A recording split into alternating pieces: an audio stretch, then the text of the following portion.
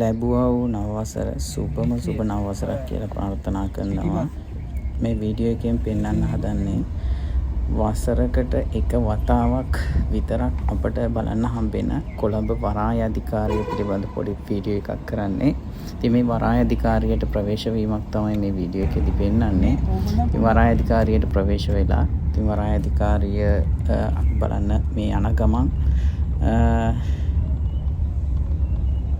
ඉතින් මේ යන අතරතුරේ ඔයාලට වරාය අධිකාරිය ගැන පොඩි විස්තර ටිකකුත් සඳහන් කරමින්ම අපේ වීඩියෝ එක නරඹමු. ඉතින් ඔයාලා දන්නවා වරාය අධිකාරිය කියලා කියන්නේ ඉතින් කොළඹ, ගාල්ල, ත්‍රිකුණාමලය, කංකසන්තුරේ වගේම ඔළුවිල් වගේ ප්‍රධාන වරායන් අයිති රජයේ සංස්ථාවක් ලෙස හඳුන්වන්න පුළුවන්. ඔයාලා දන්නවද ඇත්තටම කිව්වොත් එහෙම මේ දැන් මේ ගුදම් තියෙන ප්‍රදේශවල කීපයක් පසු කරන් යනවා. ඒ කියන්නේ වැඩ මධ්‍යස්ථාන කීපයකුත් පසු කරන් තමයි ඉදිරියට යන්නේ. ඒකම කියන්නේ ඔයාලා බොහෝ මෙයක් දන්නවත් ඇති ලෝකයේ මුළු වරායන් 25 අතරේ ප්‍රමුඛ මෙහෙයුම් වරායක් බවට පත් වෙලා තියෙනවා කොළඹ වරාය. ඒක ඉතින් ඇත්තටම අපේ රට ගෙඩියට අපිට අපිමාණයෙන් කියන්න පුළුවන්. ඒ වගේම දකුණු ආසියාවේ මෙහෙයුම් කටයුතු, බහලුම් මෙහෙයුම් කටයුතු ක්‍රියාකාරීව සිද්ධ වෙන මෙහෙයවන ප්‍රධානතම වරායක් විදිහට කොළඹ වරාය හඳුන්වන්න පුළුවන්.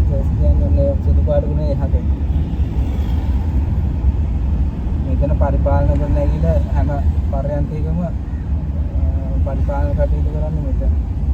ඒක පරිපාලන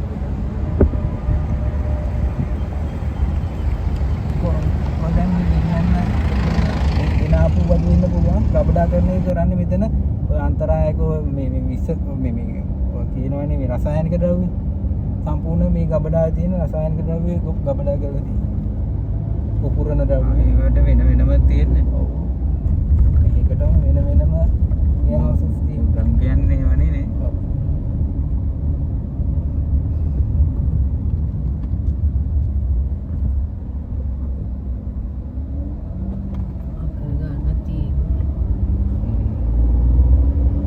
ඉතින් ඔයාලට ඇහෙනවා මේ අපේ අයියා වරාය අධිකාරියේ එක කොටස් ගැන විස්තර කරමින් යන්නේ. එයා වරාය අධිකාරියේ සේවයේ නියුක්ත වෙලා තියෙන නිසා. ඉතින් එයා ඉංජිනේරු කොට්ටාසේ වැඩ කරන කෙනෙක් විදිහට එයා අපිට විස්තර කියමින් ඉදිරියට යනවා. අර පැත්තේ තියෙච්ච හුඟක් ගොඩ නැගිලි කැඩිලා මේ පැත්තට ආවෝ මේ හයිවේ එක නිසා. මේ ඔක්කොම හදපු ඒ පැත්තේ තියෙන මේ වර්ක්ෂොප් ගණන් හදන ලියන පාටට දැද්දුම් අංශ මේ හයිවේ එක මේ පැත්තෙන් කොහෙද යන්නේ? හයිවේ එක මෙතනින් ඉඟුරු කඩේ මෙතනින් දාලා පල්ලමට දැම්මහම ඉඟුරු කඩේ ගිහින් ඉඟුරු කඩේ ගේට් එකෙන් දාලා තමයි මේ මුහුදෙල මේ පැත්තට යනවා. මෙහි කොහෙද කොළොන්නාවද තෙල් බටුව මුහුදේ ඉඳලා ඉන්නේ. ඉතින් ඒ ඔයාලා දැක්කේ නැව් වලින් තෙල් ගෙනල්ලා තෙල් පම්ප් කරන බට වරාය අධිකාරිය හරහා තමයි කොළඹ වරාය හරහා තමයි කොළොන්නාවේ තෙල් ගබඩාවන් වලට යන්නේ. ඒ විශාල බට තමයි ඔයාලා ඒ දැක්කේ. ඒ වගේම මේ ඔයාලට පේන වරාය පරිසරය තුල තියෙන තවත් කම්පැනි එකක්. ඒ කියන්නේ ඔයාලට පේන ඇති ටෝකියෝ සුපර් කියලා ගහලා තියෙනවා සිමෙන්ති ෆැක්ටරි එක තමයි ඒ. ඉතින් ඒකම අපි යනවා වරාය අධිකාරියට අයත් මහ පොළ කියන ස්ථානයට. ඒ කියන්නේ ඇත්තටම කිව්වොත් මහ පොළ කියලා කියන්නේ වරාය අධිකාරිය පුහුණු කරන ආයතනය. ඒ කියන්නේ දැන් ඔය වරාය සේවකයන් පුහුණු කිරීම සඳහා දැන් මේ තියෙන්නේ ඔය කන්ටේනර් වගේ ප්‍රවාහනය සඳහා භාවිතා කරන ට්‍රක් රථ පුහුණුකරුවන්ගේ ඉඳ පුහුණු ස්ථානය තමයි ඔය දකින්නේ. ඒකම මේ යන්නේ මහ පොළට. මහ පොළ කියලා කියන්නේ ඇත්තටම සේවකයන් පුහුණු කරන ස්ථානය විදිහට ඒක පවත්වාගෙන යනවා හරි විධිමත්ව. ජේ.ආර්. ජයවර්ධන ජනාධිපතිතුමාගේ ප්‍රධානත්වයෙන් තමයි මේ මහ පොළ කියන එක ආරම්භ වෙන්නේ. වරාය අධිකාරියේ ආකෘතියක් තියෙනවා. ඊට පස්සේ ඒගොල්ලන්ගේ දැක්ම තියෙනවා. නේ. ඉතින් අපි මහ පොළ ඉඳලා පොඩ්ඩක් එළියට ඇවිල්ලා කැන්ටින් එකට ආවා. මහ පොළ කැන්ටින් එකට ආවේ. කැන්ටින් එකට ඇවිල්ලා අපි උදේට කාලා ඉවර වෙලා ඊළඟට අපි යනවා බහලුම් මෙහෙයුම් කටයුතු කරන තැනට. ඉතින් ඔයාලට පේනවා ට්‍රක් රථ සෑහෙන ප්‍රමාණයක් තියෙනවා.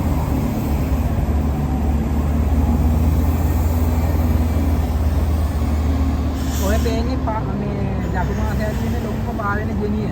මේ වරායට කරන්ට් එක ගියොත් මෙතනින් තමයි දෙන්නේ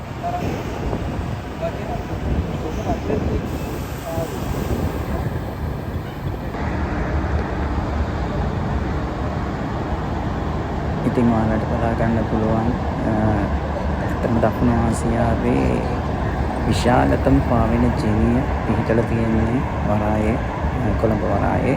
ඉතින් ඒකත් පෙන්නගෙන යනවා. මේ තියෙන්නේ ඇත්තම ගොඩාක් පළවෙනි තියෙනවා. බලන්න ඉතින් වලට හදාගන්න ගන්න අපේ කරන් ගොඩාක්ම තියෙන්නේ. මම ඒ ගැන චුට්ටක් වීඩියෝ එකක් කරන්නම්.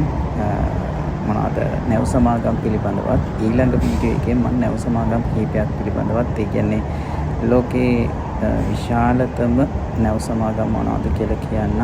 මේ වලට පේන්නේ දකුණු ආසියාවේ විශාලතම ජෙනිය පාවෙන ජෙනිය. දකුණු ආසියාවේ විශාලතම පාවෙන ජෙනිය. ඒ කියන්නේ මුළු වරාය අධිකාරියේම ඉදිරිපත් ඇනීමක් වුණොත් එහෙම ඒ ජෙනිය හරහා තමයි කරන්ට් එක ලබා දීම කරන්නේ. ඉතින් ඔයාලට මේ පේන්නේ JCT පර්යන්තය කියන එක. මොකද පර්යන්තයන් කීපයක් තියෙනවා. JCT කියලා පර්යන්තයක් තියෙන එක සම්පූර්ණ වරාය අධිකාරිය සතු වෙනවා. රාජ්‍යාංශය සතු වෙනවා. අපේ ඇත්තටම ඒ වගේම SAGT කියලා තව පර්යන්තයක් තියෙනවා. ඒ වගේම තව CICT කියලා තවත් පර්යන්තයක් තියෙනවා. ඒ වගේ පර්යන්තයන් කීපයක් තියෙනවා. JCT පර්යන්තය තමයි මේ කහ පාටින් දැක්වෙන ඒ පර්යන්තය තමයි ඔයාලා පේනවා මේ මැෂින් ඔබ කර වගේ ඒවා ඇත්තටම මේ කොළඹ වරාය අධිකාරිය සතු වෙනවා. අධිකාරිය කියන්නේ රාජ්‍යාංශය සතු වෙනවා. හැබැයි SAGI කියලා තවත් පර්යන්තයක් තියෙනවා. ඉතින් ඒ පර්යන්තය අදානි සමාගමත් ඒ වගේම ජෝන් කේල්ස් ආයතනයත් එක්ක තමයි මෙහෙම කටයුතු කරගෙන යන්නේ. ඒ විතරක් නෙවෙයි දැන් ඔයාලට පේන මේ පාවෙන පවර් ප්ලාන්ට් එක තමයි ආසියාවේ දකුණු ආසියාවේ විශාලතම පවර් ප්ලාන්ට් එක විදියට තමයි සලකන්නේ. ඔයාලට පැහැදිලිව පේනවා ඇති එක.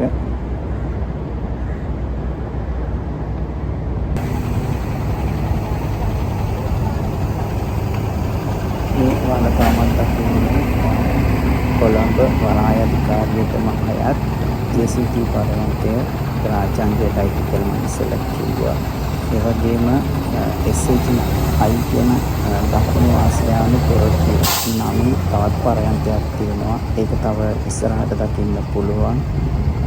බොහෝ විට ඒක දෙවෙනි වීඩියෝ එකකින් තමයි පෙන්වන්න වෙන්නේ. ඒ වගේම CICT කියලා තවත් පර්යන්තයක් තියෙනවා. ඒක කොළඹ ජාත්‍යන්තර බහලුම් පර්යන්තය කියලා. ඒ වගේ පර්යන්තයන් ප්‍රධාන පර්යන්තයන් 3ක් තියෙනවා. JCT පර්යන්තයේ විතරයි සම්පූර්ණයෙන්ම රාජ්‍ය අංශය සතු වෙන්නේ. වලට කියනවා සෑහෙන බහලුම් ප්‍රමාණයක් තියෙනවා. තව ඉදිරියට යද්දී බහලුම් මෙහෙයුම් කටයුතු කරන විදිහ දැක ගන්න පුළුවන්. ඉස්සරහින් අපිට පේන්න තියෙනවා නැවක් සේවා සපයන නැවක් තියෙනවා. මේ වලට පේන්නේ පාවෙන ජෙනිය ඉදිරිපස. මේක සම්පූර්ණයෙන්ම වතුර උඩ තියෙනවා කියලා තමයි සඳහන් කරන්නේ. ඉතින් ඒක ඉතින් අභිමානයෙන් කියන්න පුළුවන් මේ සේවා සපයන යාත්‍රාවක් පේන්න තියෙන්නේ. ඔහොම ඉදිරියට යනකොට තවත් ඒ වගේ සේවා සපයන යාත්‍රාවන් බොහෝමයක් දකින්න පුළුවන්. සෑහෙන ප්‍රමාණයක්. ඇත්තටම මේ අවස්ථාව දුර්ලභ අවස්ථාවක් විදිහට සලකන්න පුළුවන්. දවස් 360 කියන්නේ වසරකට එක් වතාවයි වරාය අධිකාරිය නරඹන හැකියාව අවස්ථාව ලැබෙන්නේ. ඒක බේදයක් නෑ. හැම කෙනෙකුටම එන්න පුළුවන්.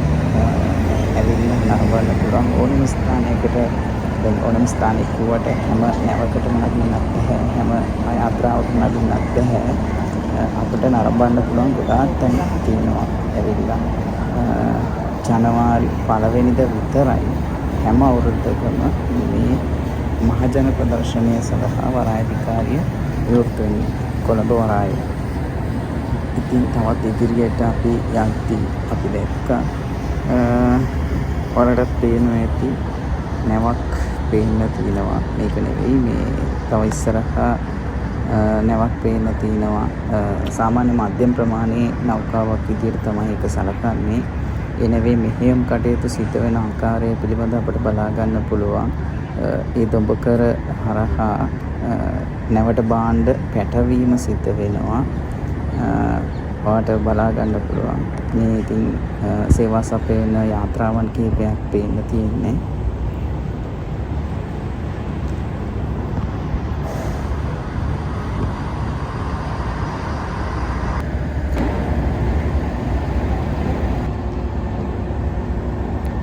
ඉතින් ඔය මං ඉස්සෙල්ලා කිව්වා වගේ බහාලුම් නැවට පටවන අවස්ථාවක් තියෙන්නේ. නැවේ නම තමයි ඔයාලා දකින්න ඇති සෙලස්ටියා කියලා නමක් තියෙන්නේ. මම චුට්ටක් ඒකේ තොරතුරු හොයලා බැලුවා. මේක මාලේ සහ කොළඹ වරාය අතර මෙහෙයුම් කටයුතු සිද්ධ වෙන සාමාන්‍ය ප්‍රමාණයේ නෞකාවක්, විශාල නෞකාවක් නෙවෙයි. ඉතින් අපිට එතන ඉඳගෙනම ඒ කියන්නේ නෞකාව අසරටම යන අවස්ථාව ලැබුණා. නෞකාව අසලම ඉඳගෙන මේ මෙහෙයුම් කටයුතු සිද්ධ වන ආකාරය අපිට බලා ගන්න පුළුවන් වුණා. ඉතින් තවත් නැරඹීම සඳහා පිරිස යනවා.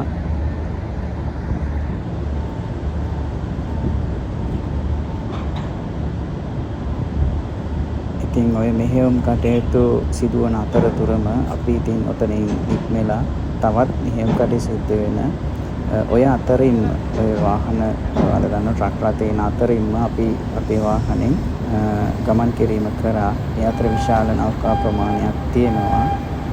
මම ඊළඟ වීඩියෝ එකෙන් ඔයාලට හැමෝටම ලෝකයේ 3 වෙනි තැනට තියෙන විශාලතම නැව සමාගමට අයත් නෞකාවක මෙහෙයුම් කටයුතු පෙන්වන්නම්. එහෙනම් අපි ඊළඟ වීඩියෝ එකෙන්